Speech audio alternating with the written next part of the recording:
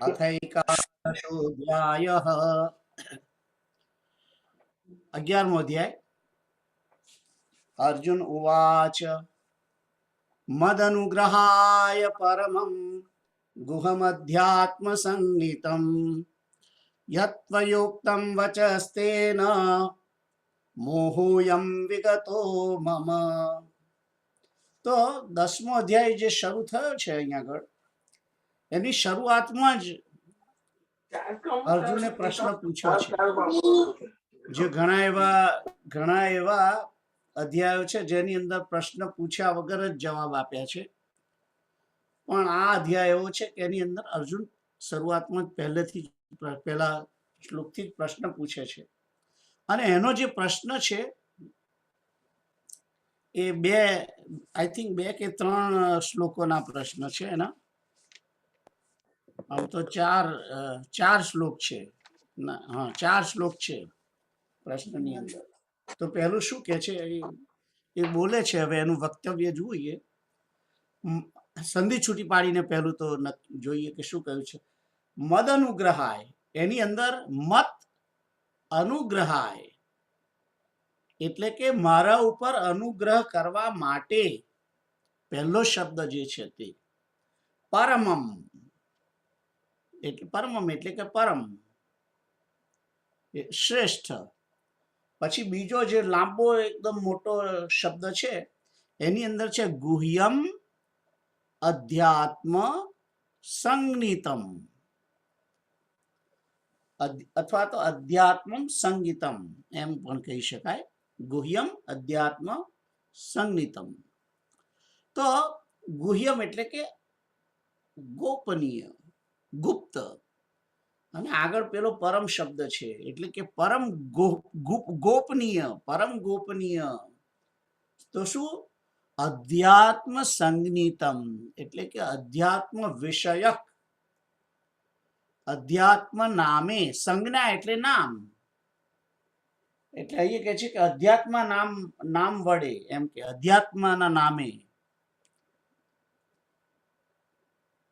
યત્વયોક્તમ, યત ત્વયા ઉક્તમ, યોક્તમ નથી, યત ત્વયા ઉક્તમ.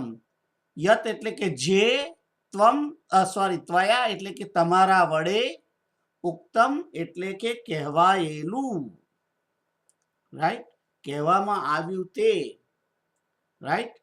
અને કે છે કે આગળનો શ્લોક છે વચઃ તેન, વચઃ એટલે કે વચનો, તેન એટલે કે તે વચનોથી, તે વચન દ્વારા, તેના દ્વારા, એમ. તેન એટલે કે તેના દ્વારા, અને વચ એટલે કે વચન, તે વચનો દ્વારા, એમ કહેવા માંગે છે. મોહોયમ એટલે કે મોહ અયમ, આમ આ મોહ વિગતો એટલે ચાલ્યો ગયો છે, અને મમ એટલે કે મારો. એટલે પહેલો જે આ શ્લોક છે એની અંદર અર્જુન એમ કે છે કે મદનુગ્રહાય, મારા ઉપર ઉપકાર કરવા માટે, અનુગ્રહ કરવા માટે તમે જે પરમ ગુહ્ય અધ્યાત્મ વિષયક, અધ્યાત્મ નામે, અધ્યાત્મ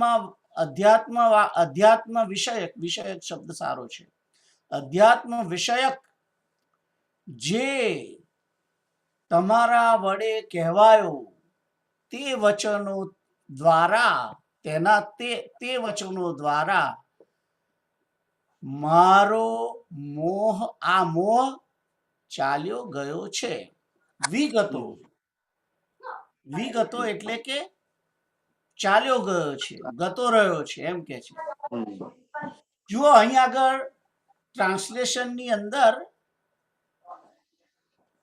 જે ટ્રાન્સલેશન નીચે આપ્યું છે એની અંદર નષ્ટ શબ્દ વાપર્યો છે. એને ટ્રાન્સલેશન જે કર્યું છે જેને, એને નષ્ટ શબ્દ વાપર્યો છે. પણ શબ્દ કયો છે? વિગતો.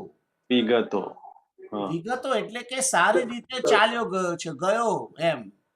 પણ ગયેલી વસ્તુ પાછી આવી શકે. હા, right. હું તમારા ઘેરથી જાઉં તો તમે કહો છો ને કે આવજો, આવજો કહો છો ને, એટલે પછી પાછા આવે ને. પાછા આવે છે, રાઈટ. હા, એટલે વિગતોની અંદર વિગત શબ્દ જે છે એનો મૂળ અર્થ તો ચાલ્યો ગયો એમ કહેવાય, બરાબર. પણ અહીં નષ્ટ કયો છે. નષ્ટ શબ્દ અહીંયા આગળ અર્જુને નષ્ટ શબ્દ નથી કહ્યો. નષ્ટ શબ્દ અર્જુને 18મા અધ્યાયમાં કહ્યો. જુઓ, હું તમને બતાવું. 18મા અધ્યાયની અંદર ખોલો શ્લોક નંબર 18મા અંદર છેલ્લે છે શ્લોક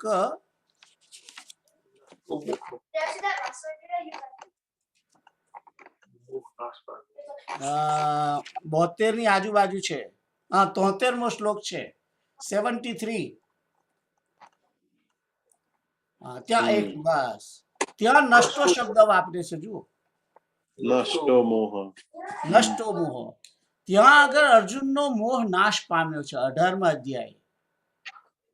અહીંયા આગળ નાશ નથી પામ્યો. 11મા અધ્યાયમાં નાશ નથી પામ્યો. અર્જુન એમ કહ્યું છે કે ગતો રહ્યો છે, ચાલ્યો ગયો છે એમ કે છે. ખ્યાલ આવ્યો? પણ ટ્રાન્સલેશન વાળા જે ટ્રાન્સલેશન કરનારા હોય છે એ ટ્રાન્સલેશન જો બરાબર વિચારીને કરે તો નષ્ટ શબ્દ એમણે જે ટ્રાન્સલેશનમાં મૂક્યો છે એ ના મૂકવો જોઈતો તો એમણે. ખ્યાલ આવ્યો? હું જે તમને કહેવા માંગુ છું કે વિગતો એ જ સાચો અર્થ છે. 11મા અધ્યાયની જે ટ્રાન્સલેશન કર્યું છે, ગો બેક ટુ 11મા. તો 11મા અધ્યાયનો જે ટ્રાન્સલેશન કર્યું જે છે એને કહે છે કે એનાથી મારો આ મોહ ચાલ્યો ગયો છે એમ કે છે. નષ્ટ થયો છે એવું કહ્યું જ નથી અહીંયા. ઓકે, અને એક વસ્તુ યાદ રાખવી, પરમાત્માના દર્શન વગર મોહ નાશ પામે નહીં. આ ચોખ્ખી વાત છે. પરમાત્માના દર્શન વગર મોહ નાશ થવાનો નથી. મોહ જતો રહેશે ખરો, પણ એ મોહ પાછો આવશે પણ ખરો. ખ્યાલ આવ્યો?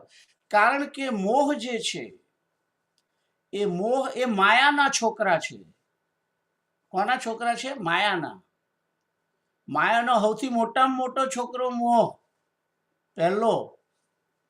અને પહેલો છોકરો મા બાપને બહુ વાલો હોય.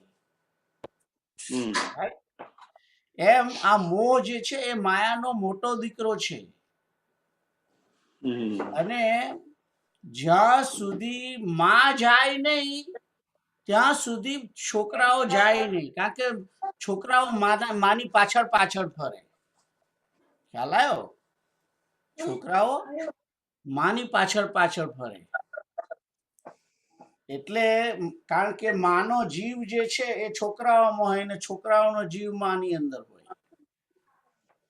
એટલે આ માયા જે છે એનો આ મોટો છોકરો છે. મોહ છોકરો છે, છોકરી નથી. આ મોહ છોકરો છે. તે મોહ જાય ખરો પણ પાછો પણ આવી શકે.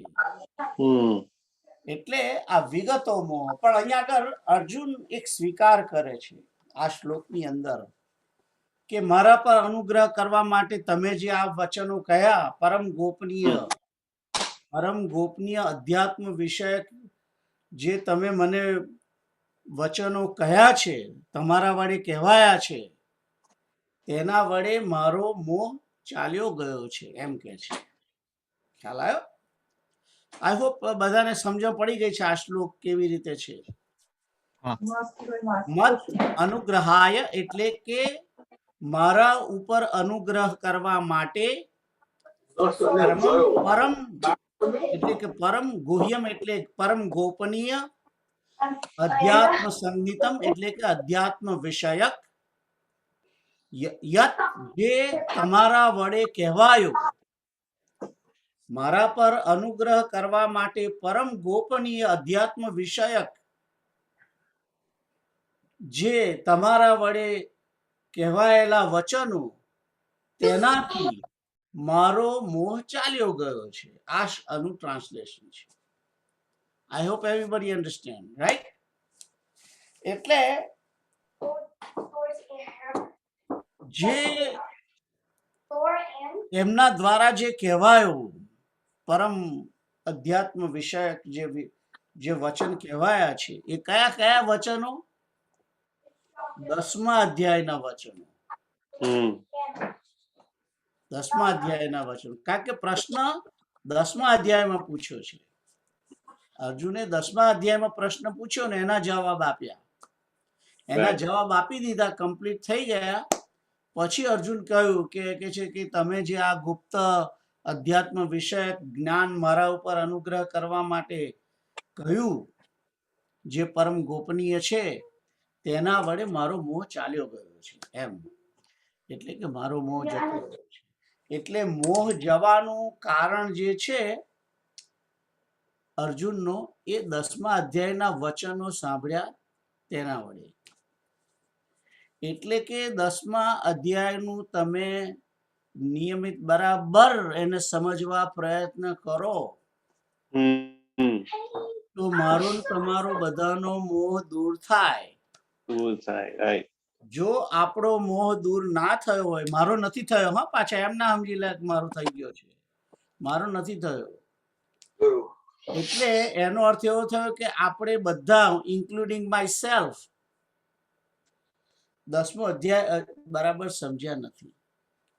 એને વધારે સમજવાની, એનો અભ્યાસ કરવાની, એના ઉપર વિચાર કરવાની જરૂર છે. અને મોહ ચાલ્યો ગયો હોય તો વાત જુદી છે કોઈનો.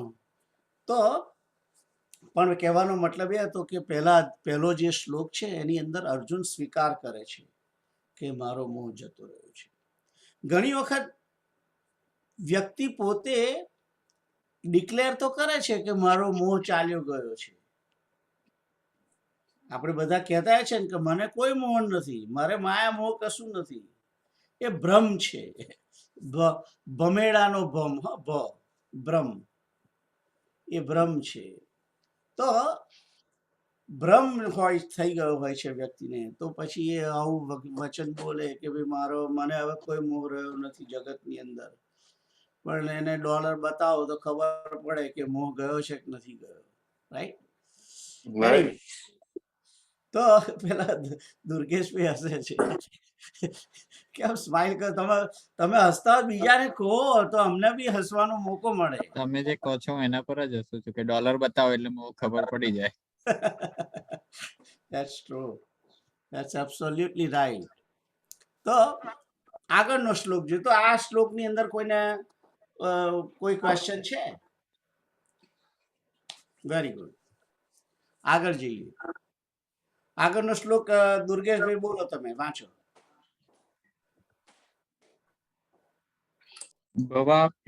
ભવાપ્યયો હિ ભૂતાનાં શ્રુતો વિસ્તર્શો મયા ત્વત્તઃ કમલપત્રાક્ષ મહાત્મ્યમ અપી ચ અવ્યયમ.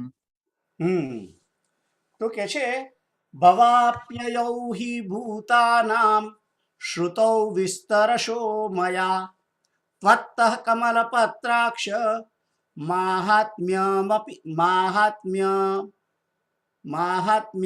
અપી ચાવ્યયમ.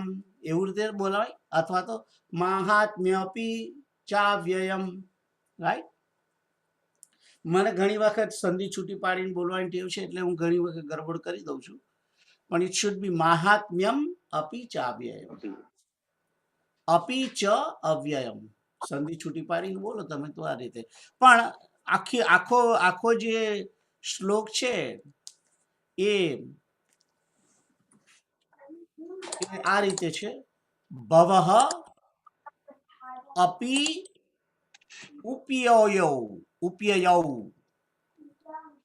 ઉપયયૌ એટલે કે ઉત્પન્ન થવું. અને ભવઃ અપી યયૌ છે. ઓકે? તો એ ભવાપ્યયૌ, અને એમાં ભવ એટલે કે થવું, અને યયૌ એટલે જવું, જો થવું અને જવું. અપી છે એટલે અપી એટલે કે અને. ભવઃ અપી યયૌ. યયૌ એટલા માટે છે, ઉપર બે માત્રા છે ને, હમ સંસ્કૃતની અંદર જ્યારે બે જણા હોય, હમ બે જણાની વાત થતી હોય ત્યારે ઔ બોલાય, બે માત્રા હોય. જ્યારે હું એમ બે જણને માટે બોલતો હોઉં, બહુવચનની અંદર બે જ વ્યક્તિ હોય કે દુર્ગેશ અને કેતુલ, તો હમ. ઔ બોલાય. આવું અભર કૌ, અભર કે એટલે કે બાળક, હમ અને અભર કૌ એટલે કે બે બાળક. Okay, couple hmm couple, that's it, couple. બે જ જણ હોય તો ઔ આવે. આવું ઓકે, એટલે જો ભાગવતની અંદર એમ આવે કે રામ કૃષ્ણ, એટલે કે બલરામ રામ અને શ્રી કૃષ્ણ બંને, એમ. બંધ. હા ઓકે, તો અહીંયા આગળ ભવાપ્યયૌ એમ લખ્યું છે, એટલે ભવ અને યયૌ, યયૌ એટલે કે જવું, જવું અને આવવું, એટલે કે ઉત્પત્તિ અને પ્રલય, એમ. હમ ભવ એટલે કે ઉત્પત્તિ, પ્રગટ થવું, હમ અને યયો એટલે બધું જતું રહેવું, આત્મા જતો રહે એટલે કે લય થવું, એમ. આ જગતની વાત છે અહીંયા આગળ. ઓકે, ભવાપ્યયૌ હિ ભૂતાનામ, ભૂતોનું, ભૂતોનો એટલે કે તમામ ભૂતો. આપણે બધા ભૂતોમાં આવી જાય, પશુ પક્ષી પ્રાણીઓ બધા, જીવ જંતુ બધા ભૂતો કહેવાય, રાઈટ. શ્રુતૌ, શ્રુતૌ એટલે કે સાંભળ્યો, સાંભળ્યો છે.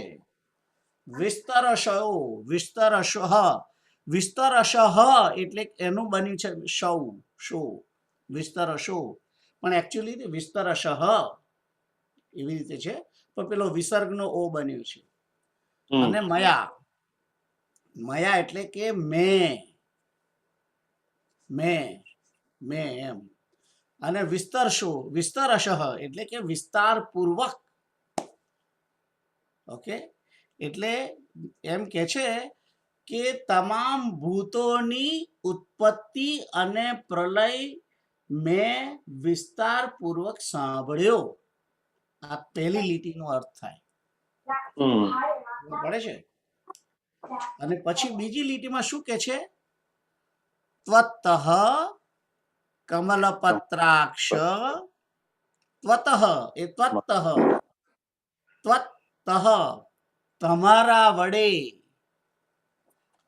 કમલપત્રાક્ષ, કમલપત્રાક્ષ જે છે એ કૃષ્ણનું વિશેષણ છે, કૃષ્ણના માટે કહે છે. દાખલા કે હું આ કેતુલને એમ કહી દઉં કે કાળી જર્સી વાળા તમે, અથવા તો હમ દુર્ગેશને કહું કે ઓરેન્જ કલરની જર્સી વાળા, રાઈટ. હમ કેમ અહીં કહ્યું છે કે કમલપત્ર, કમળ જેવી આંખો વાળા, હમ એ કૃષ્ણનું સંબોધન છે એ શબ્દ. માહાત્મ્યમ અપી એટલે કે પ્રભાવ, અપી એટલે કે તથા, પણ અપીનો અર્થ પણ થાય છે, પણ થાય છે. અને અવ્યયમ, ચ અવ્યયમ એટલે કે છે કે હે કમળ નેત્ર, કમલપત્રના નેત્ર વાળા, કમળના પાનના જેવી આંખો વાળા, તમારા વડે આજે મેં ભૂતોની ઉત્પત્તિ અને પ્રલય વિસ્તારપૂર્વક સાંભળ્યો, અને તથા તમારો અવિનાશી પ્રભાવ, મહાત્મ્ય એટલે તમારું મહાત્મ્ય, અને તમારું અવિનાશીપણું પણ મેં જાણ્યું, એમ કહેવા માંગે છે. ખ્યાલ આવ્યો? હમ ચ શબ્દ છે, જે મહાત્મ્ય છે એ અવિનાશી છે એવું નથી. અહીં જે ટ્રાન્સલેશનમાં કહ્યું છે, અવિનાશી મહિમા ભી સુની હૈ, રાઈટ, નીચે ટ્રાન્સલેશન છે એમાં એવું લખ્યું છે અવિનાશી મહિમા સાંભળ્યો, એટલે અવિનાશી વિશેષણ એ મહિમા ઉપર જતું રહે છે, પણ એવું નથી. અવિનાશી એ એની વચ્ચે ચ છે, એટલે તથા અવિનાશીપણું એમ કહેવા માંગે છે. ઓકે, અને મહાત્મ્ય એટલે કે તમારું મહાત્મ્ય અને તમારું અવિનાશીપણું એ પણ મેં તમારા વડે વિસ્તારપૂર્વક સાંભળ્યું છે એમ કે છે. તો આ જે શ્લોક છે એનો રિયલ અર્થ કહેવાય આ રીતે કે હે કમલ પત્ર વાળા નેત્ર વાળા, તમારા વડે તમામ સંપૂર્ણ ભૂતોનો પ્રલય તથા ઉત્પત્તિ વિસ્તારપૂર્વક મેં સાંભળ્યો છે, તથા તમારું મહાત્મ્ય અને તમારું અવિનાશીપણું પણ મેં સાંભળ્યું છે એમ કહેવા માંગે છે. ખ્યાલ આવે છે? Everybody understand? હા. એવું નથી કે તમારો અવિનાશી મહિમા સાંભળ્યો છે, એવું નથી. ચ છે વચ્ચે, જુઓ, મહાત્મ્યમ અપી ચ અવ્યયમ. ચ આવે એટલે કે ચ નો અર્થ જ એ છે કે તથા તમારું અવિનાશીપણું અને મહાત્મ્ય પણ મેં સાંભળ્યું છે. અપી જે શબ્દ છે એ પણ છે, તે પણ મેં સાંભળ્યું છે એમ કહેવા માંગે છે. ઓકે, એટલે અપી શબ્દ છે એ પણ કહે છે અને ચ છે એ તથા કહે છે. ઓકે, એનો અર્થ તથા છે. તો આનો અર્થ આ થાય છે કે હે કમલપત્રના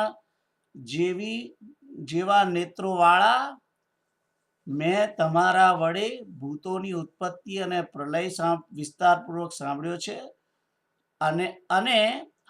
અને તમારો મહિમા અને અવિનાશીપણું પણ સાંભળ્યું છે એમ કહેવાય.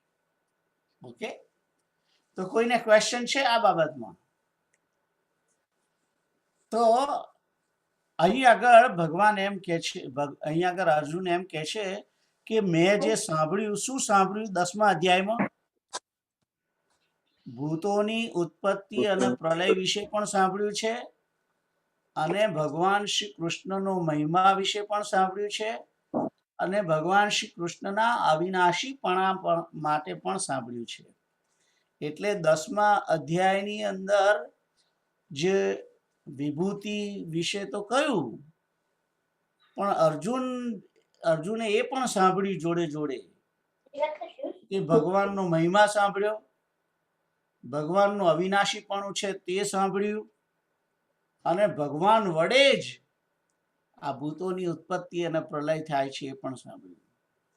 અને એના માટેના પણ શ્લોકો છે આગળ 10મા અધ્યાયમાં છે અને 9મા અધ્યાયમાં પણ છે. એટલે અર્જુને જે સાંભળ્યું છે એ બધું બરાબર સાંભળ્યું છે. ખ્યાલ આવ્યો? કારણ કે 10મા અધ્યાયના 8મા શ્લોકની અંદર કહ્યું હતું, અહમ સર્વસ્ય પ્રભવો મત્ત સર્વમ પ્રવર્તતે. મારા વડે જ આ બધું ઉત્પન્ન થાય છે, જગત ચેષ્ટા કરે છે, આ બધું મેં જ ઉત્પન્ન કર્યું છે. મહર્ષય સપ્ત પૂર્વે ચત્વારો મનવસ્તથા મદ્ભાવા માનસા જાતા યેશામ લોકે ઇમા પ્રજા. એ બધું એમણે કહ્યું કે મેં બધું મારા વડે જ આ બધું બન્યું છે એમ કહ્યું છે. તો ભગવાનનો પ્રભાવ, ભગવાનનું અવિનાશીપણું અને ભૂતોની ઉત્પત્તિ અને લય, આ બધું 10મા અધ્યાયની અંદર આવ્યું એમ, અને એ મેં સાંભળ્યું તમારા વડે એમ આ શ્લોકની અંદર કહે છે. તો આગળ જઈએ પછી, એટલે શું શું સાંભળ્યું એ બધી વાત કરે છે. એટલે અહીં સ્વીકાર છે, કોઈ હજુ પ્રશ્ન પૂછ્યો નથી હજુ એને, પણ હવે કદાચ પૂછશે ત્રીજામાં. Let's see. કેતુલ, તમે વાંચો. હા. એવમ એતદ યથા આથ ત્વમાત્મનં પરમેશ્વર દ્રષ્ટુમિચ્છામિ તે રૂપમ ઈશ્વરમ પુરુષોત્તમમ.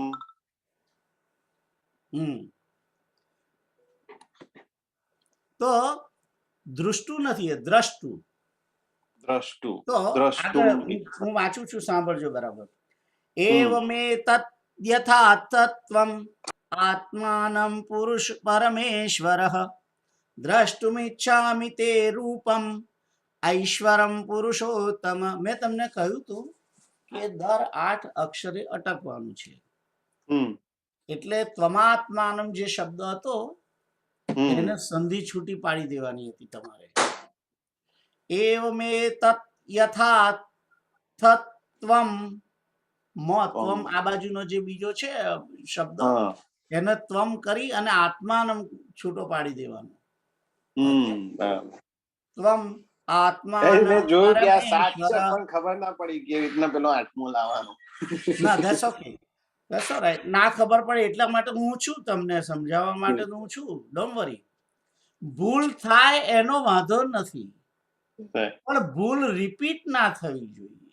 હા હવે ફરી જો આ શ્લોક બોલવાનો આવે ત્યારે તમારથી ભૂલ ના થવી જોઈએ. બીજા શ્લોકમાં થાય તો વાંધો નથી ભૂલ. હમ એટલે હંમેશા જીવનમાં ભૂલો થવાની, દરેકથી થાય, મારા વડે પણ થાય. પણ જ્યારે વ્યક્તિ સમજે છે કે મારાથી આ ભૂલ થઈ અને ભૂલને વ્યક્તિ જાણે છે ત્યારે એને તરત જ સ્વીકાર કરી અને એને સુધારવાનો પ્રયત્ન કરવો જોઈએ. અને Right. રિપીટ થવી ના જોઈએ. ના થવી જોઈએ. That's right. તો એવમેતत् યથા તત્વમ આત્માનં પરમેશ્વર દ્રષ્ટુમિચ્છામિ તે રૂપમ ઐશ્વરમ પુરુષોત્તમ. રાઈટ. તો આ શ્લોકની અંદર બે બહુ મોટા મોટા શબ્દ આપ્યા છે. પરમેશ્વર શબ્દ વાપર્યો છે પરમેશ્વર. અને પુરુષોત્તમ શબ્દ વાપર્યો છે. રાઈટ.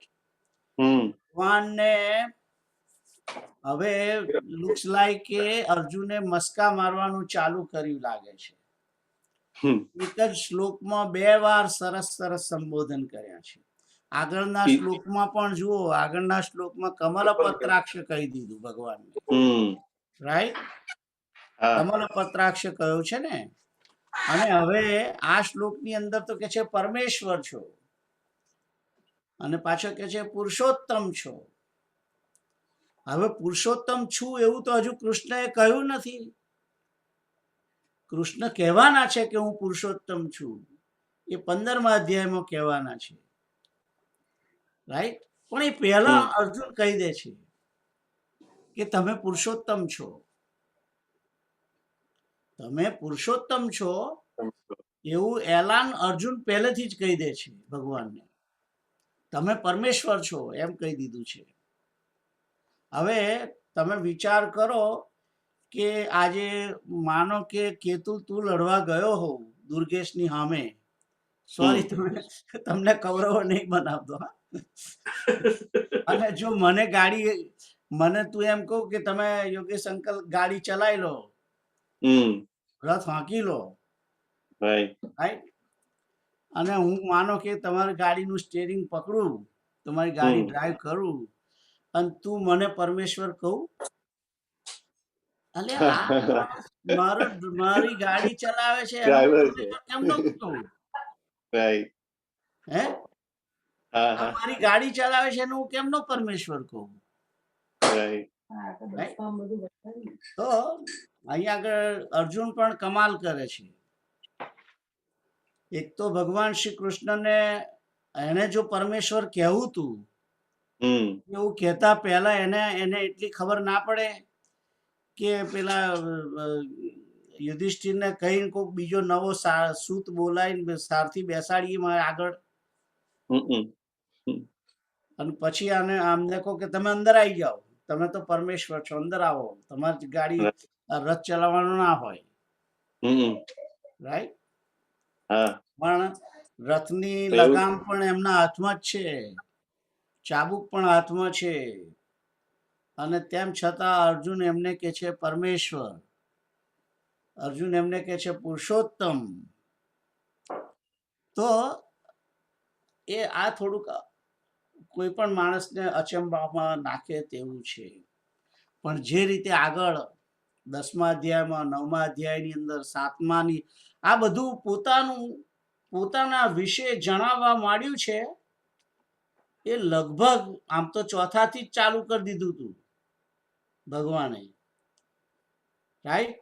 પણ 7મા અધ્યાયથી પોતે શું છે એ બધી વાતો શરૂ કરી દીધી છે ભગવાને, રાઈટ? શ્રીમદ ભગવદ ગીતાના 7માંથી 7, 8, 9, 10 એની અંદર જે બધી વાતો ભગવાને પોતાના વિશે કરેલી છે એ સાંભળીને હવે અર્જુન કહે છે કે તમે પરમેશ્વર છો, તમે પુરુષોત્તમ છો.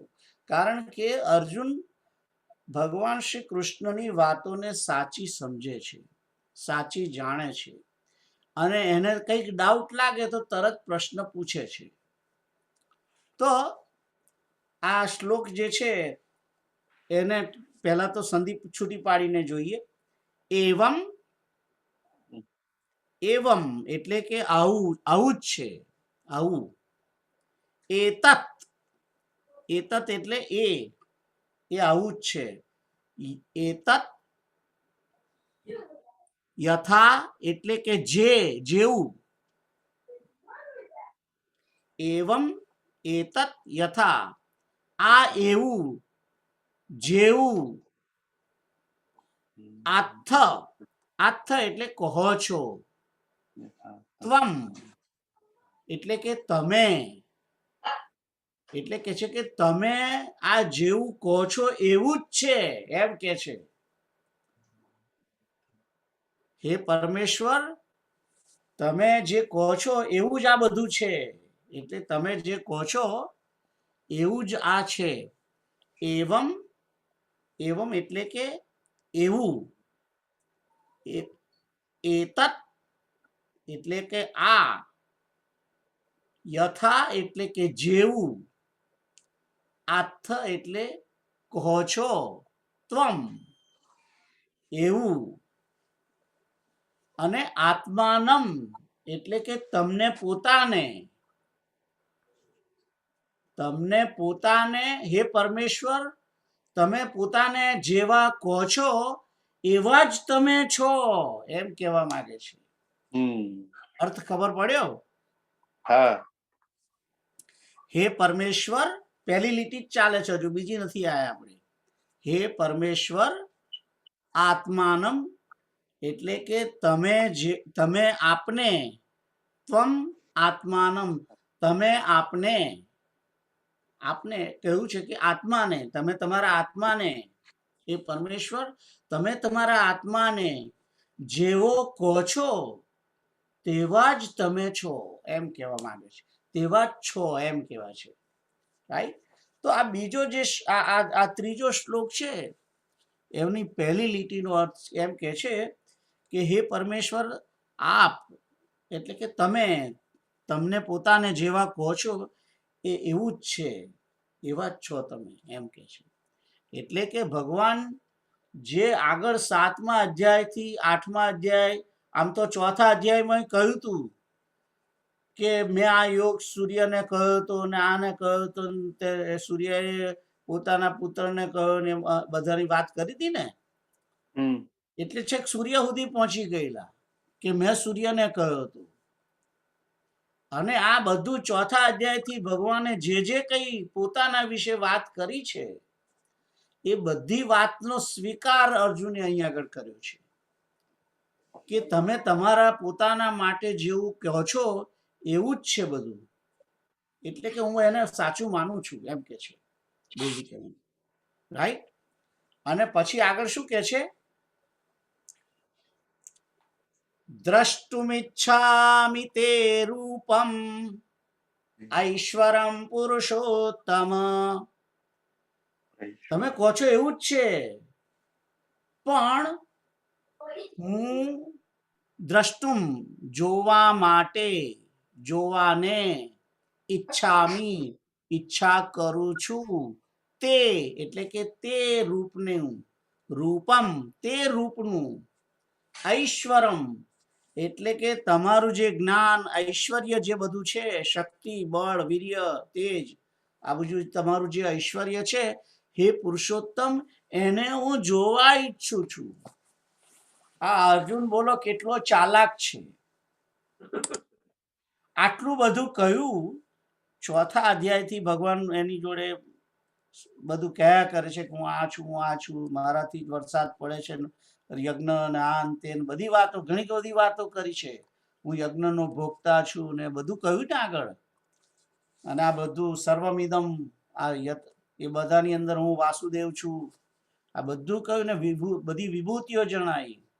અને અર્જુન હવે કહે છે કે તમે કહો છો બધું સાચું છે, હું એવું જ માનું છું, પણ જો તમે મને એ તમારું રૂપ અને ઈશ્વરની જોવાની ઈચ્છા છે હે પુરુષોત્તમ.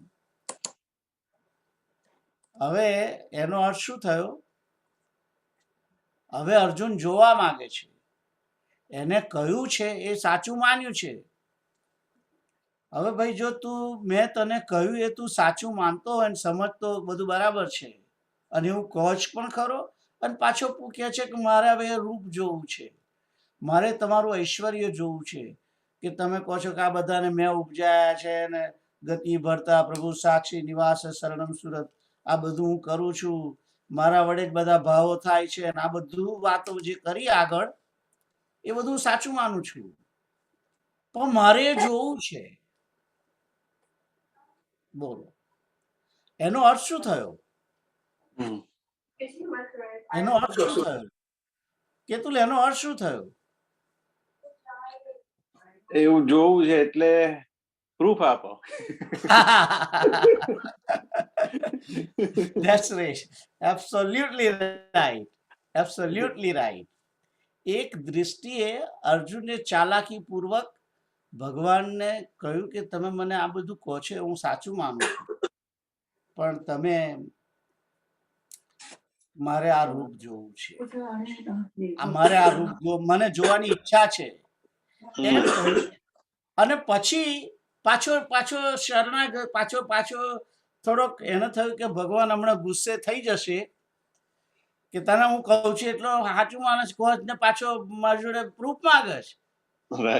એવું ભગવાન બોલે નહીં, એટલે પાછી ફરી બીજી ચાલાકી કરી ચોથા આના પછીના શ્લોકમાં. એ શું કે છે જુઓ. કોણ કીર્તન તમે વાંચો. સોરી, પ્રીતલ પહેલાની છે. પ્રીતલ તમે વાંચો.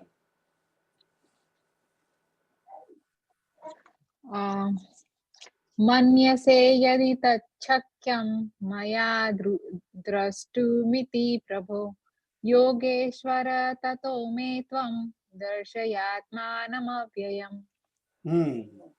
તો અહીંયા પાછો ભગવાન ની જોડે ચાપલુસી કરતો કરતો બે ત્રણ જુદા જુદા નામો કહી દીધા,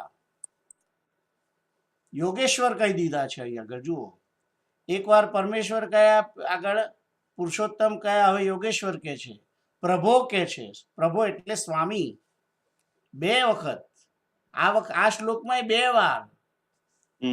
આપણે કોકની જોડે કામ કઢાવવું હોય તો પછી કેવું પડે પ્રભો અને યોગેશ. હા, 2 શબ્દ વાપર્યા છે ભગવાન માટે. તો કે છે કે મન્યસે, જો આ રીતે વાંચવાનો છે, મન્યસે યદિ તચ્છક્યમ મયા દ્રષ્ટુમ ઇતિ પ્રભો યોગેશ્વર તતો મે ત્વં દર્શયાત્માનમવ્યયમ.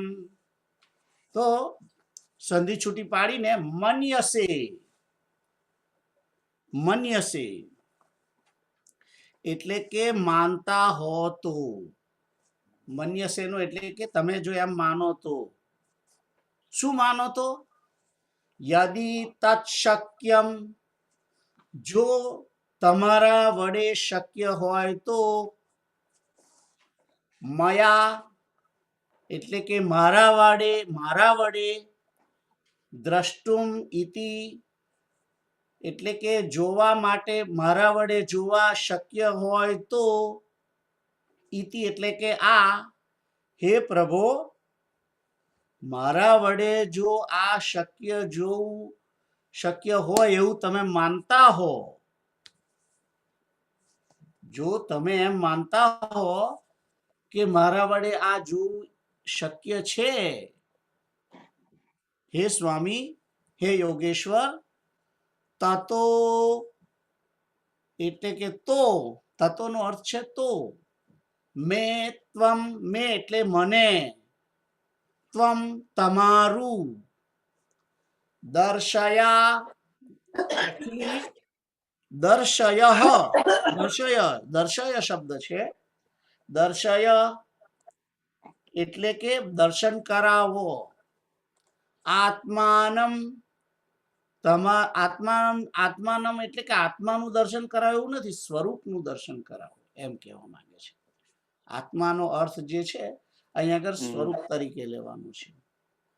પરમાત્મા અને અવ્યયમ એટલે કે અવિનાશી, એવું તમે એમ પણ સમજી શકો કે તમારા અવિનાશી આત્માનું દર્શન કરાવો, એટલે કે તમારું પરમાત્મા સ્વરૂપ છે એનું, હે યોગેશ્વર, હે સ્વામી, જો મારા વડે જોવા શક્ય હોય એમ તમે માનતા હો,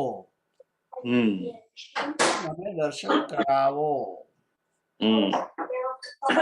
પ્રશ્ન એવો પાછો અહીંયા આગળ થોડોક થોડો એ બે ડગલા આમ આગળ ધીમે ગયો તો, પણ એક બે ડગલા પાછો ગતો રહ્યો પાછો, કારણ કે એને થયું કે થોડુંક કદાચ ખરાબ લાગશે એટલે થોડુંક પાછું પંપાળીને પાછો બોલે છે. જો તમે એમ માનતા હો કે તમારાથી જોવા શક્ય હોય તો બતાવો એમ, એટલે ઉકસાવે છે એક રીતે. હે તમને વાંધો ના હોય તો દેખાડો એમ. હા એમ, તમને વાંધો ના હોય તો દેખાડો એમ. પ્રૂવ કરવા નહીં. હે પ્રૂવ કરવા નહીં. પ્રૂવ કરવા નહીં, પણ જો તમને વાંધો ના હોય તો બતાવો, હું જોવા ઈચ્છું છું.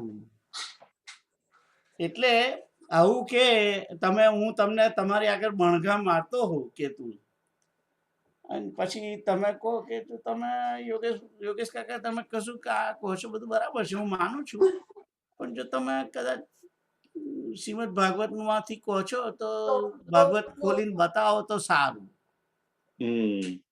તમે એમ ઈચ્છા હોય કે હું જાણું ભાગવતમાં કઈ જગ્યાએ તમે કહો છો એ લખ્યું છે, જો તમે બતાવો તો સારું, અથવા તો ઉપનિષદમાં કઈ જગ્યાએ છે એ તમે કહો તો સારું. એટલે આમ ઠાવકી રીતે કે છે, ઠાવકી રીતે કે છે. એ ખીર અંકલ કશું બોલે છે પણ સંભળાતું નથી, તમારું માઇક બંધ છે. સખો મીઠો ડખો કરે છે. સખો મીઠો ડખો કરે છે, વાત સાચી છે. આ મિત્ર છે ને. તો અને જુઓ, આપણે શ્લોકની અંદર ગાઈએ છીએ રોજ, ગીતાના શ્લોકોની અંદર ગાઈએ છે ને, નારાયણ નમસ્કૃત્યમ નરમ ચૈવ નરોત્તમમ દેવીમ સરસ્વતી વ્યાસ, એ કહીએ છે. તો નર છે એ અર્જુન છે ને નારાયણ છે એ જ કૃષ્ણ છે. નર નારાયણ જે છે એ નારાયણનું સ્વરૂપ જે છે એ અર્જુન છે, અરે સોરી, નારાયણનું સ્વરૂપ એ કૃષ્ણ છે અને નર છે એ અર્જુન છે. તો નર નારાયણ જે છે એ પ્રગટ જે મહાભારતની અંદર કહેવાય છે એ અર્જુન અને કૃષ્ણ બંને. એટલે આમ તો અર્જુન પણ વિભૂતિ છે એ તો કહ્યું ને, પાંડવાનામ ધનંજય, પાંડવોની અંદર અર્જુન એ મારું સ્વરૂપ છે એમ કહ્યું ભગવાને. એટલે બે આમ તો એકબીજાને ઓળખે છે. થોડાક અર્જુન થોડો ડાઉન છે, ઓછો છે, એની ઐશ્વર્ય એનું ઓછું છે, પણ એનું પણ છે, એટલે તો કહી શકે છે આવું બધું, એટલે તો વાત કરી શકે. તમારો સંબંધ સારો હોય તો તમે આવી ખુલ્લી છૂટા મોઢે વાત કરી શકો ને, રાઈટ? તો અહીંયા આગળ કે છે ભગવાનને, મન્યસે યદિ તત્શક્યમ મયા દ્રષ્ટુમિતિ પ્રભો યોગેશ્વર તતો મે ત્વમ દર્શયાત્માનમવ્યયમ. તો કે છે કે મારા વડે, મયા દ્રષ્ટુમ મારા વડે જોવા, માટે આ શક્ય હોય તો, જો જોવા માટે શક્ય હોય એવું તમે માનતા હો તો, હે પ્રભુ, હે યોગેશ્વર, મને તમારું સ્વરૂપ, અવિનાશી સ્વરૂપનું દર્શન કરાવો, એમ એમ કહ્યું છે અહીંયા. ખ્યાલ આવ્યો? કોઈને ક્વેશ્ચન છે આ બાબતમાં? Anybody have a question? ના. નથી. સારું, તો આગળ જઈએ. આગળનો શ્લોક કોણ વાંચે? કેતુલભાઈ, તમે વાંચો. શ્રી ભગવાન ઉવાચ પશ્ય મે પાર્થ રૂપાણી શતશોથ સહસ્રશઃ નાનાવિધાની દિવ્યાની નાનાવર્ણાકૃતુની ચ. હવે ભગવાન કહે છે અહીંયા આગળ, શ્રી ભગવાન ઉવાચ.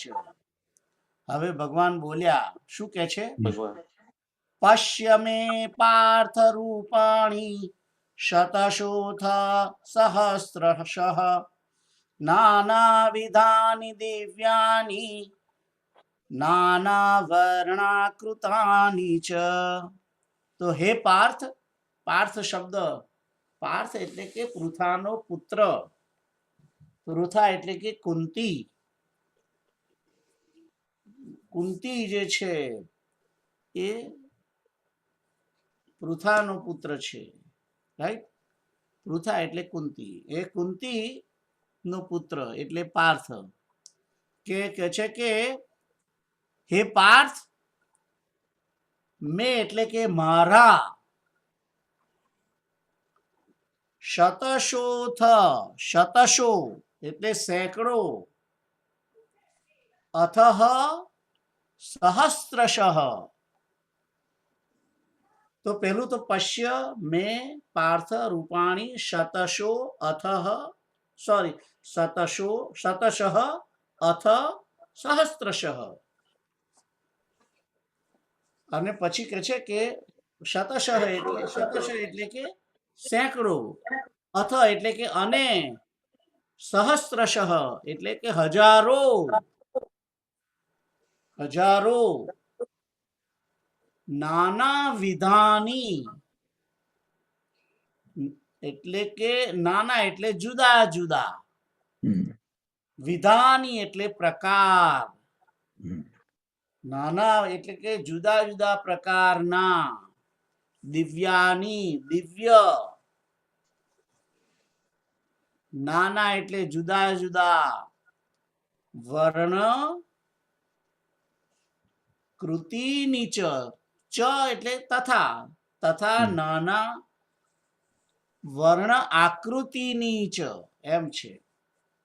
નાના વર્ણ આકૃતિની ચ એટલે કે હે પાર્થ, હવે તું મારા સેંકડો, હજારો જુદા જુદા પ્રકારના, જુદા જુદા વર્ણના તથા જુદા જુદા આકૃતિ વાળા.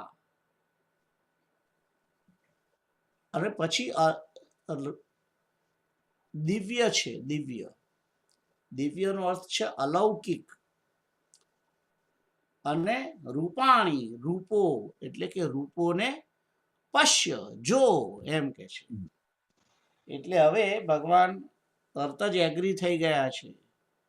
જો પોતાના આશ્રિત ઉપર કોઈ જાતનો ક્વેશ્ચન કર્યો નથી. બાકી બીજા હોય તો કે તું મારી જોડે પ્રૂફ માંગે છે, તું મારા ઉપર, તને મારા પર વિશ્વાસ નથી, હું જે તને કહું છું. એવું પ્રશ્ન, એવું કોઈ નિવેદન કૃષ્ણનું નથી. જુઓ, એના બદલે તરત જ સ્વીકારી લીધો. શિષ્યનો જે પ્રસ્તાવ હતો કે જો તમારા વડે આ સ્વરૂપ બતાવવા માટે શક્ય હોય, મારા માટે જોવું શક્ય હોય, એમ કે છે. આમ તો એનો કહેવાનો મતલબ એ જ હતો કે તમે બતાવી શકતા હો તો. પણ આમ પાછો કે છે કે તમારા વડે જોવું શક્ય હોય તો તમે મને, હું જોવા ઈચ્છું છું. પણ આવું કહેવા છતાં પણ ભગવાન એના પર ગુસ્સે થયા નથી. અને પોતાનો આશ્રિત હોવાને કારણે એના ઉપર કૃપા કરવા માટે તરત જ ભગવાને એનો પ્રસ્તાવને સ્વીકારી લીધો છે અને કહ્યું કે તું મારા સેંકડો નહીં હજારો અનેક પ્રકારના અનેક વર્ણવાળા અનેક આકૃતિવાળા દિવ્ય એટલે કે અલૌકિક સ્વરૂપોને તું જો.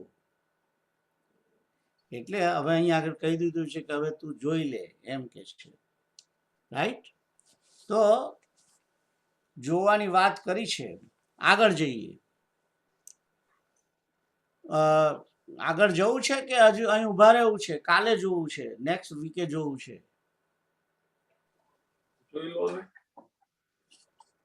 એટલે આ Next સારો week. જગ્યા બ્રેક વાગ્યો હોય તો વાંધો નહીં, નેક્સ્ટ ટાઈમ.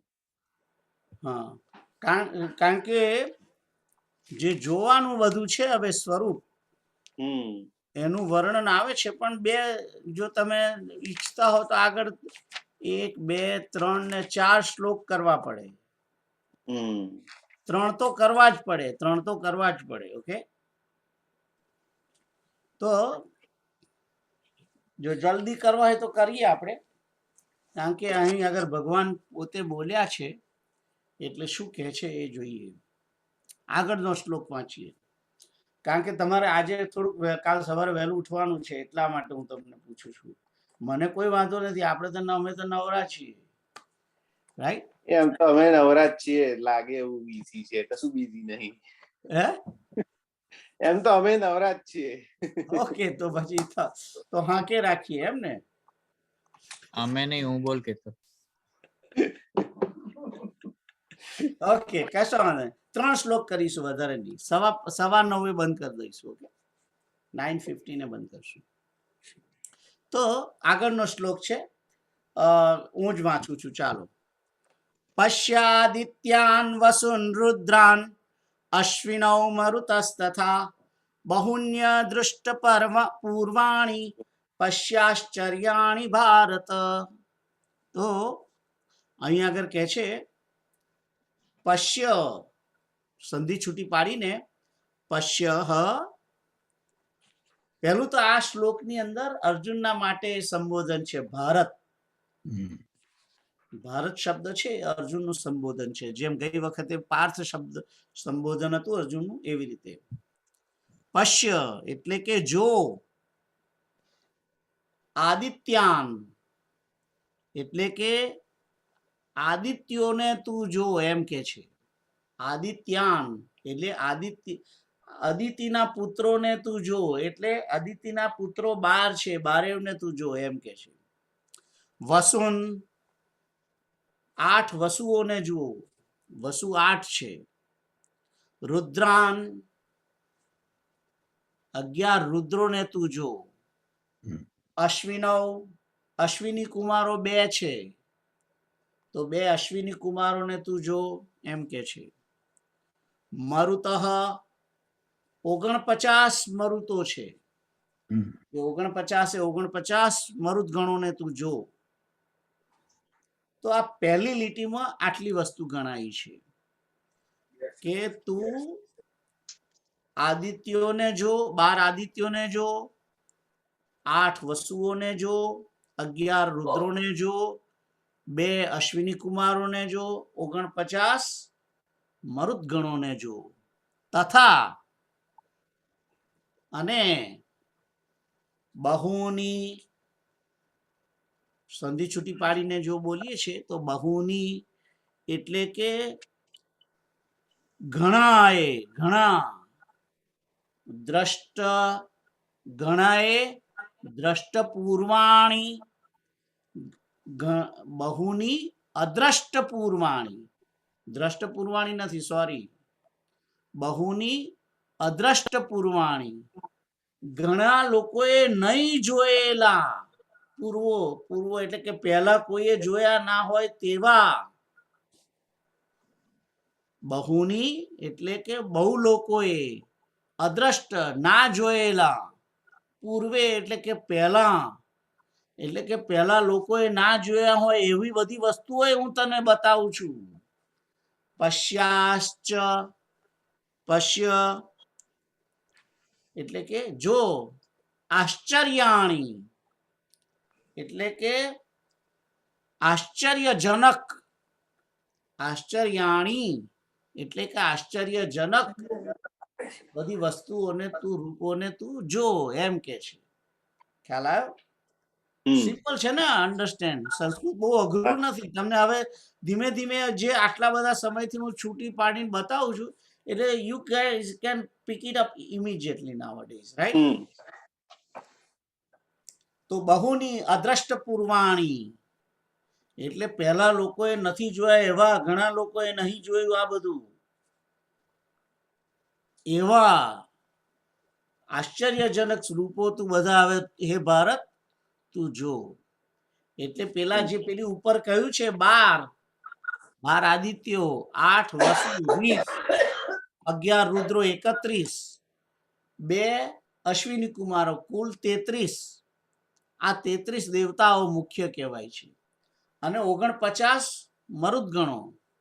33 ને 49 એટલે ઓલમોસ્ટ 82 ના 81 થયા, રાઈટ?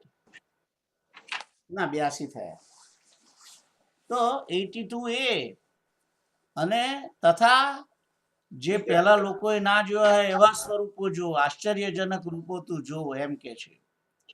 આગળ જોઈએ તો આ શ્લોકમાં કંઈક ના સમજાય એવું છે? સમજ પડી ને? હા. ઓકે, દુર્ગેશભાઈ તમે આગળનો વાંચો, શ્લોક 7મો વાંચો. ઇહ એકસ્થમ જગત કૃષ્ણમ પશ્ય આદય સચરાચરમ મમ દેહે ગુડાકેશ્ય ચ અન્ય દ્રષ્ટુમ ઇચ્છસી. હા, તો ઇહૈકસ્થમ જગત કૃષ્ણમ પશ્યાદ્ય સચરાચરમ મમ દેહે ગુડાકેશ યચ્ચાન્ય દ્રષ્ટુમિચ્છસી. આવી રીતે વાંચવાનો છે શ્લોક. હવે ગુડાકેશ જે શબ્દ છે એ અર્જુનનું નામ છે. ગુડાકેશ એટલે કે નિદ્રાને જીતનાર. અર્જુનનું વિશેષણ છે ગુડાકેશ, એનું નામ છે. અને કહે છે કે ઇહ એટલે આ, પહેલું તો સંધિ છૂટી પાડીને કહીએ. ઇહ એકસ્થમ, ઇહ એકસ્થમ જગત કૃત્સ્નમ એટલે કે જગત કૃત્સ્નમ એટલે કે સંપૂર્ણ જગત. ઇહ એટલે કે આ એક જ સ્થાનમાં આ સંપૂર્ણ જગત. પશ્ય જો, અદ્ય એટલે કે હવે, સચરાચરમ એટલે કે છે કે હે અર્જુન, હે ગુડાકેશ, તું આ સચરાચર સંપૂર્ણ જગત એક સ્થાનમાં અહીં જો, પણ એક સ્થાન કઈ જગ્યાએ જો? મમ દેહે મારા દેહની અંદર તું જો એમ કે છે. ઇહૈકસ્થ આ બધું આખું સચરાચર જગત, સંપૂર્ણ જગત મારા દેહમાં એક જ સ્થાનમાં રહેલું છે એ તું જો એમ કે છે. ઓકે, અને પછી આગળ છે યત ચ અન્ય, યત ચ અન્યત દ્રષ્ટુમ ઇચ્છસી તથા જે અન્ય જોવા ઈચ્છે છે, બીજું કઈ પણ જો તું જોવા ઈચ્છે છે એ પણ તું જો એમ કે છે. ખ્યાલ આવ્યો? ઇહૈકસ, ઇહ એટલે આ, મમ દેહે આ મારા દેહની અંદર, હે ગુડાકેશ એક જ જગ્યામાં સ્થિત, એક સ્થમ સચરાચર જગત, સચરાચર સહિત સંપૂર્ણ જગત. કૃત્સ્નમ, કૃત્સ્નમ એટલે કે સંપૂર્ણ. જગત સંપૂર્ણ જગતને તું હવે જો એમ કે છે પશ્ય. અને પછી કે છે કે તથા, કારણ કે યત ચ છે ને, ચ એટલે કે તથા, તથા જે બીજું કાંઈ પણ અન્યત દ્રષ્ટુમ ઈચ્છસી, બીજું કંઈ પણ જોવા ઈચ્છતો હોય એ બધું તું જો. તારે જો જે જોવું હોય એ જોઈ લે એમ કે છે. તારે જે જોવું હોય એ બધું જ જોઈ લે તું એમ. અન્ય જે કંઈ તું જોવા ઈચ્છે છે એ બધું જોઈ લે એમ કે છે. આ બધું આખું સંપૂર્ણ છે, સચરાચર જગત મારા દેહની અંદર એક જ સ્થાનમાં રહેલું છે એ તું જો એમ કે છે. તો આઈ થિંક કોઈને ક્વેશ્ચન છે આ શ્લોકમાં? કોઈ ક્વેશ્ચન? ઓકે, તો આગળનો શ્લોક, બસ અહીં આ છેલ્લો શ્લોક. નતુ મામ શક્ય છે દ્રષ્ટુમ અનેનૈવ સ્વચક્ષુષા દિવ્યમ દદામિ તે ચક્ષુઃ પશ્ય મે યોગમૈશ્વરમ. તો અહીંયા આગળ સંધિ છૂટી પાડીને કે છે ન તું મામ શક્ય છે દ્રષ્ટુમ અનેન એવ સ્વચક્ષુષા. તો હવે જો તું જે છે, તું, એ તુંનો અર્થ છે પરંતુ. તુંનો અર્થ થાય પરંતુ. પરંતુ મામ એટલે કે મને, પરંતુ મને, અનેન, અનેન એટલે કે તારા, અનેન એટલે કે, અનેન એટલે કે આ, સ્વચક્ષુષા તારા પોતાના નેત્રો વડે, દ્રષ્ટુમ જોવા માટે, ન શક્ય છે શક્ય નથી એમ કે છે. તારી આંખો વડે, તારી પોતાની આંખો વડે કે છે કે તું જોવામાં સમર્થ નથી, તારા માટે જોવું શક્ય નથી એમ કહી દે છે. કે છે કે તું આ તારા પ્રાકૃત એટલે પ્રકૃતિથી બનેલા, પણ અહીં શબ્દ નથી એવો. સ્વચક્ષુષા એટલે સ્વ એટલે કે પોતાના આંખો, પોતાની આંખો વડે.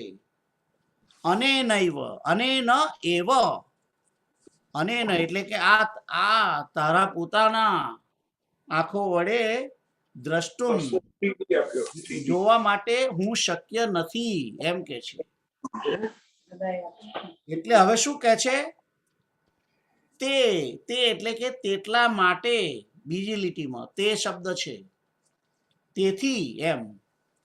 દિવ્યમ દદામિ અલૌકિક આપું છું, દદામિ એટલે કે આપું છું. ચક્ષુઃ હું દિવ્ય અલૌકિક ચક્ષુ આપું છું. પશ્ય એટલે જો, મારા વડે. ઐશ્વરમ યોગમ મારા વડે, મારા પ્રભાવને, યોગ શક્તિને તું જો. હું તને દિવ્ય ચક્ષુ, અલૌકિક ચક્ષુ આપું છું, તેના વડે તું મારા યોગ ઐશ્વર્યને તું જો. યોગમ એટલે કે પ્રભાવ, યોગ શક્તિને, ઐશ્વરમ એટલે કે પ્રભાવને જો એમ કે છે. તો હવે અહીંયા આગળ ભગવાને આ શ્લોકની અંદર, આ શ્લોક ખબર પડી બધાને? ઓકે, તો આ શ્લોકની અંદર ભગવાને એમ કહ્યું છે કે તારી આ આંખો વડે મને જોવો શક્ય નથી, અને એટલા માટે હું તને દિવ્ય આપું છું. એના વડે તું મારો પ્રભાવ અને મારો યોગ ઐશ્વર્ય છે, એને તું જો. હવે આગળ બતાવવાની ઓફર આપી દીધી છે ભગવાને, અને રૂપ છે એ નેક્સ્ટ સન્ડે બતાવીશું. એટલે ચક્ષુ અત્યારે આપવાનું કહી દીધું છે, પણ હજુ આપ્યા નથી. એટલે તમે તો આપવાના છો ને અમને? ક્યારવાનો છું? અમારા માટે તમે કૃષ્ણ જ છો ને? ના ભાઈ ના, સીતારામ. મારા ઠેકાણા નથી, તમે તમારી વાત કરો. એ તમે જ જે કહો એ હવે તમને તમારે આપવા જ પડે. મારા ઠેકાણા નથી ભાઈ. સીતારામ. એનીવે, એટલે હું આ ક્વેશ્ચન હતો કે આ અર્જુનને તો આપ્યા પણ પેલો સંજય પેલો દૂરદર્શન થી જોવે છે એને કેમ ના મળી ગયા? એની વાત કરીશું. ઓકે. તો સમય થઈ ગયો છે અને એ બધા તમારા પ્રશ્નો આવતા વીકે, હજુ તો બહુ અત્યારથી તમે અઠવાડિયું છે, જે પ્રશ્નો હોય એ બધા ભેગા કરી રાખો. ઓકે.